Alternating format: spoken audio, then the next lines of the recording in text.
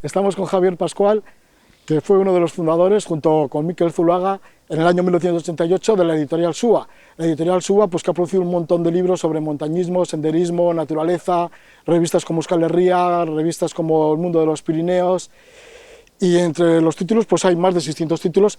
Uno de los últimos, que además es escrito por el propio Javier Pascual, es La gran ruta de los faros de la costa vasca, y por eso nos hemos citado aquí entre los dos faros del Cabo Machichaco, porque este cabo tiene dos faros, y además estamos en un lugar privilegiado de la zona de Vizcaya, entre Baquio y Bermeo. Le vamos a saludar a Javier Pascual, y me gustaría preguntarte, Javier, bueno, Egunon, Javier, ¿por qué justo venimos aquí al Cabo Machichaco? Dentro de la ruta de los faros por todo Euskal Herria que has hecho, de la costa vasca, ¿por qué Machichaco es importante? Hombre, todos los faros de la costa vasca todos tienen alguna peculiaridad, ¿no? Lo que pasa es que aquí se juntan muchas peculiaridades. Se junta por una parte el paisaje inconmensurable de San Juan de Gaztelugatxe, que es una maravilla natural única en Euskal Herria y única en Europa. Se junta que es el único lugar que hay dos faros, el faro viejo, que lo tenemos aquí a lo de la mar, y el faro nuevo, que lo tenemos un poquito ahí arriba, a 100 metros, ¿no? Se junta también que aquí esto es una zona de avistamiento de cetáceos de las más importantes de la costa vasca. Se junta también que aquí hubo una batalla en la guerra civil impresionante de la Bou Navarra contra un buque de las tropas españolas. La Bou Navarra está hundida aquí debajo, 29 tripulantes murieron, 20 se salvaron, y ahí están los que cayeron en este enfrentamiento desigual, ¿no? Entonces también es una especie de homenaje histórico a aquellos que lucharon por el país, ¿no? Entonces este faro reúne un montón de historias, ¿no? Bonitas. Javi, ¿cómo se te ha ocurrido hacer esta idea, que me parece magnífica, de unir todos los faros de la costa vasca, desde el faro de Arreluce en Getxo hasta el de Biarritz? ¿Cómo se te ocurrió hacer esta ruta? En total son como 16 faros, ¿no? 16 etapas por lo menos. Eso, son 16 etapas con 13 faros, 16 etapas con 13 faros. Empezamos en el faro de Arreluce y acabamos en el faro de Biarritz. ¿Cómo se me ocurrió? Pues mira, hasta yo mismo estaba sorprendido, porque desde que me jubilé de la editorial SUA hasta, pues empecé a hacer libros para ellos, y digo, bueno, después de 650 títulos, ¿qué se me va a ocurrir a mí para proponerles a mis compañeros, mis viejos compañeros de SUA, ¿no? Y entonces un amigo con el que he hecho la travesía, que he hecho con Iñaki Buruari y con Alfonso Pascual, con mi hermano, pues ese amigo me dijo que había estado haciendo una ruta a los faros de la costa gallega, y dice, coño, pues aquí tenemos un montón de faros, a ver si podemos realizar una travesía. Entonces vi que podíamos hacerlo, trabajamos cada una de las etapas y unimos los 13 faros en una travesía, como has dicho tú, de 258 kilómetros en 16 etapas, y bueno. ¿Cuáles han sido los retos antes de partir? Porque claro, nunca se había hecho esto, nunca se había diseñado esta ruta de los faros en la costa vasca. ¿Cuáles eran las expectativas que tenías y cuáles eran los retos? Hombre, el primer problema que me encontré, que podría existir, luego ya hemos visto que no ha existido, es si podíamos unir todos los faros de la costa vasca. Entonces eso es posible. Lo que no es posible es que todas las etapas coinciden un faro, entonces en algunas etapas no hay faro, pero la etapa sigue siendo espectacular, ¿no? Y luego si había realmente caminos, porque claro, aparentemente parece fácil, pero en algunos casos hemos utilizado ya caminos que están balizados, de diferentes GRs o PRs que ya existen en nuestro país, y en otros casos los mínimos hemos tenido que diseñar nosotros la travesía. Para ello hemos facilitado en el libro los códigos QR para que la gente no se pierda y pueda seguirlo sin ningún tipo de problema, ¿no? Es decir, es una travesía que se puede seguir sin ningún tipo de problema, Luego también había que diferenciar entre los faros y las balizas. ¿Cuál es la diferencia entre unos y otros? Sí, esa es otra cosa que yo cuando empecé los faros, para mí, como para la mayoría de la gente seguramente, un faro es esa especie de torre con una cúpula arriba, ¿no? Entonces, claro, luego vas escribiendo el libro y vas investigando un poquito y dices, ay, vamos, no todos los que tienen esa forma son faros. Entonces tuve que investigar para ver cuáles eran los auténticos faros. Los auténticos faros con categoría de faros son 13, uno de ellos no funciona, que es el primero, el faro de Arreluce, pero lo hemos metido porque es faro, y el resto están en pleno funcionamiento. Y son faros porque le unen características técnicas fundamentalmente ubicación, altura, distancia del haz de luz, que es importantísimo, y la función que es para la navegación en cabotaje, porque hay otros faros, por ejemplo el faro de Algorta, que todo el mundo le llama el faro de Algorta, pero que está en el dique, está abajo, para facilitar la entrada de los buques, ¿no? Entonces estos tienen esa función que están un poquito más arriba. Aquí vemos, por ejemplo, el faro viejo, que se tuvo que subir el faro nuevo, perdón, que se tuvo que subir de aquí, porque este haz de luz era muy pequeñito, entonces se tuvo que subir arriba para ganar en distancia, ¿no? Esa es una de las características de los faros. Sí, esto es Machichaco, en donde nos encontramos ahora. ¿Y cuál es la historia de Machichaco, así en líneas generales? Porque claro, dos faros, ya lo dices, que es uno, el antiguo, Eso es. que es del año 1800... Sí, el siglo XIX, los dos son siglo XIX-XX, sí. Sí, el otro es de 1909, Eso el es. primero. Casi todos, bueno, casi todo yo diría, la totalidad de los faros de Euskal Herria son del siglo XIX y siglo XX, ¿no? No creo que haya ninguno del siglo XVIII. Y la historia es la que he contado antes un poquillo, ¿no? Que es la tuvieron que subir porque cuando había nieblas el haz de luz apenas cogía, no cogía, entonces no servía realmente para lo que es ayudar a los barcos. Tuvieron que ganar altura para que el haz de luz sea más arriba. Ahora eso se convierte en una torre una sirena de niebla, que se le llama, ¿no? Entonces cuando hay niebla pues tiene esa función de sirena para avisar a los barcos, ¿no? Pero realmente el haz de luz, aquel que ven los barcos cuando están navegando, es el de arriba. Sí, porque el faro antiguo de Machichaco sí es del año 1852 y luego en el año 1854, durante unos años, también fue escuela de fareros, de torreros. Efectivamente, sí, fue una escuela de torreros. Durante casi 10 años venía gente de todo el Estado español aquí a formarse en esta magnífica, no sé si es la palabra adecuada, ¿no? en esta dura y sacrificada profesión que por desgracia pues está desapareciendo. Ahora mismo en Euskal Herria pues quedan 3 fareros, uno se jubila en el faro de Igueldo, en el faro de Zumaya, y la farera de aquí, del faro de Machichaco, la única mujer farera en Euskal Herria, en toda la historia de los faros de Euskal Herria, y de las pocas mujeres fareras del Estado español, ¿no? Entonces el del faro de Machichaco, el del faro de Zumaya se jubila este año, quedan el faro de Igueldo, Pablo Zimmerman, que está allí, y el faro de Machichaco, que está Cristina García Capelo aquí. Ya te habrán contado la vida dura del farero. Sí. Porque, ¿por qué es tan dura? ¿Por el aislamiento, por la soledad? Sobre todo en otros tiempos, ¿no? Efectivamente. Ahora cuando les hablas de la vida dura, en un ejercicio de humildad, ellos dicen que no es una vida dura. Ahora no es una vida dura porque los faros están prácticamente automatizados, su función es más o menos de control, de que todo funcione más o menos bien. Ten en cuenta que hay 3 fareros para 13 faros, ¿no? Entonces el resto de los faros pues, funcionan automáticamente, simplemente con que vaya un operario a ver un poquito cómo está, está en marcha todo, ¿no? Pero claro, antiguamente han llegado hasta vivir 4 familias dentro de un faro, ¿no? Entonces la vida era durísima y claro, los barcos no eran igual que los de ahora, había naufragios, bueno, las condiciones eran duras, no durísimas en algunos casos. Sí, la farera de aquí de Machichaco ahora es Cristina. Cristina García Capelo, que es una mujer que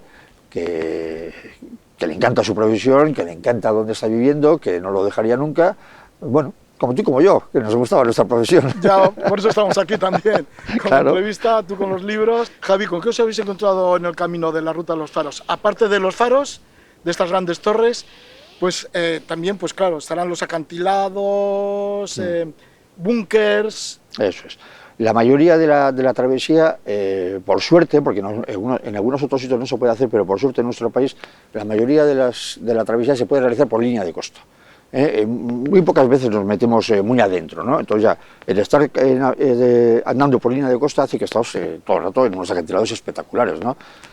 No olvidemos que tenemos en Euskal Herria, en la costa vasca, los 2 FLIS, el FLIS de Vizcaya y el FLIS de Guipúzcoa, especialmente el FLIS de Guipúzcoa, que vienen geólogos de todo el mundo para estudiar la historia de los FLIS, ¿no? De la historia de 50 millones de años, ¿no?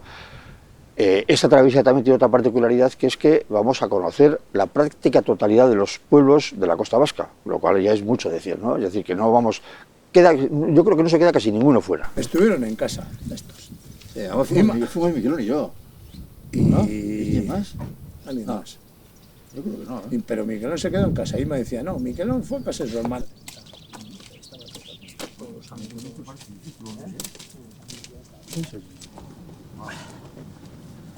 Mañana cojo. Copiando bien. Eso no se puede patentar, que es una copia. La gran ruta de los faros por la costa vasca, ya hemos dicho, son 16 etapas, 258 kilómetros a recorrer. Estamos justamente en la 4ª etapa, la que va de Baquio a Bermeo, aquí en Machichaco. ¿Cuáles son las características de esta etapa? ¿Qué es lo que veríamos? Recoge un poquito casi todo lo que hablábamos anteriormente, ¿no? Recoge 2 pueblos inicialmente, o sea, que es el pueblo de Baquio, un pueblo costero conocido en Vizcaya, y el pueblo de Bermeo con su puerto y su casco histórico. Recoge en el medio de la etapa San Juan de Gaztelugatxe, que es una maravilla natural única en la costa vasca, recoge también parte de montañismo, es decir, hay parte de senderismo y parte de montañismo, porque para trasladarnos desde donde estamos a Bermeo lo podemos hacer por carretera e intentamos evitar, entonces para ello lo que hacemos es subir al Monte Burgoa, que lo tenemos ahí arriba, y bajar por la otra ladera hasta Bermeo, ¿no? Entonces es una etapa muy completa porque reúne toda esa serie de características, ¿no? ¿Y cuál es la evolución de los faros? Porque hemos hablado de eso, de la soledad, sobre todo en tiempos anteriores, ahora todo está más tecnificado. ¿Cómo ha sido la evolución durante el tiempo? Porque hay que decir que a partir, creo que fue del año 1993, ya la profesión de farero fue para abajo, ¿no? Sí, de tal manera que ya no existe la carrera de fareros, ya no, nadie puede ser farero porque esa profesión son funcionarios, esa profesión desaparece y dentro de muy poquito tiempo, en la medida que se vayan jubilando todos los fareros, la profesión desaparece y los faros están automatizados todos. El gran debate que tenemos es qué hacer con los faros, es decir, que se convierten en centros de interpretación, se convierten en lugares para la hostelería, se convierten en museos, ¿en qué se convierte? ¿Qué queremos hacer realmente con los faros? ¿No? Porque el faro va a seguir teniendo su función, hay gente que opina que no va a tener su función por los sistemas de navegación que hay ahora, pero los mismos navegantes, los mismos capitanes de barco dicen que seguirá teniendo su función porque el sistema que tienes de GPS puede llegar a fallar, lo que no va a fallar nunca es el haz de luz para llegar a puerto, ¿no? Y claro, la historia es muy curiosa porque hay que tener en cuenta que los faros vienen de las fogatas, ¿eh? Antiguamente se hacían fogatas en cualquier acantilado para que los barcos puedan seguir la luz, la fogata se va elevando cada vez más arriba, al principio se hace con leña, luego se hace con carbón, el carbón daba luego petróleo, el petróleo daba mucho humo, es decir, las técnicas van variando hasta llegar a lo que es ahora con energía eléctrica, vamos. Sí, y Javi, aparte de esta etapa de Baquio a Bermeo, con los faros de Machichaco, ¿qué otras nos podrías destacar? Bueno, me imagino que todas, ¿no? Todas son bellísimas, Todas pero son bueno, bellísimas, algunas sí. que te vengan ahora a la memoria. Hombre, me viene a la memoria la etapa de Butrico-Zumaya, que es una etapa pasando por Putamendata, de la etapa del flis de Zumaya y de Eva y Zumaya, que eso es único en el mundo, con ese murallón que hay justo en la entrada de Zumaya, donde un geólogo teoriza que ahí se encuentran inclusive restos de un meteorito que hace muchísimos años, hace 50 millones de años, impactó contra la Tierra, haciendo desaparecer un montón de especies, ¿no? Entre ellas los dinosaurios. Entonces ese espacio de Zumaya es un espectáculo terrible, ¿no? En la etapa también de otra etapa, ya que estamos aquí en Vizcaya, hay otra etapa guipuzcoana también que es maravillosa, que es la que une Pasaia con Hondarribia, pasando por todo lo que es Jaizkibel, que es otra maravilla natural que tenemos en este país, ¿no?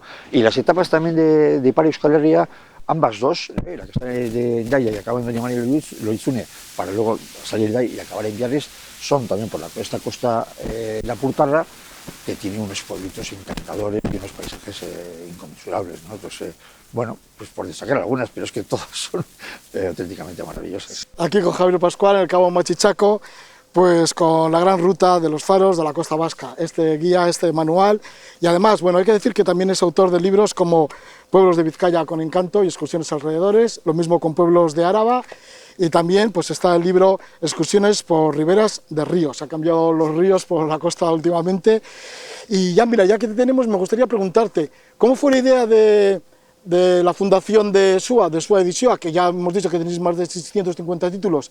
Empezó en 1988, por aquel entonces era toda una novedad, ¿no? Sí. Que una editorial se dedicara al montañismo, al senderismo, a los viajes. Sí, pues una cosa muy curiosa, porque nos quedamos, un amigo y yo, Miquel Zuluaga, y yo nos quedamos ambos dos en paro, y no sabíamos bien qué hacer, y entonces vimos una noticia en el periódico que se había sacado un libro de rutas y paseos por Iparralde, de un tal Miguel Angulo, que ya conocíamos, pero algunas cosas que había publicado en Elkar. Gran cartógrafo Miguel Angulo. Gran cartógrafo y gran divulgador del montañismo y del senderismo en este país, ¿no? Y sin comerlo ni beber, no teníamos ni idea de lo que era una editorial, nos fuimos de Iparralde, hablamos con el editor de allí, le pedimos permiso para traducirlo al castellano, nos dio el permiso y a partir de ahí, pues nuestra pasión, que era el viajar y el andar por el monte y conocer los pueblos, pues se convirtió en una realidad. Poco a poco fuimos creando la editorial, fuimos hablando con autores, se fueron haciendo libros y hasta fuera 35 años después, que cumplimos este año precisamente, pues hemos sacado esos más de 600, casi 700 libros, ¿no? Pues enhorabuena y que vaya todo bien. Y gracias por esta guía de la ruta de los faros, la gran ruta de los faros en la costa vasca. Hay que disfrutarla. Vale, hay que disfrutarla. Venga. Agur. Itxasoa eta errepidearen artean dagoen lur zatian bizi naiz ni. Itxasoa lur zatia ez da gutxi. Hondarra hondare, aitza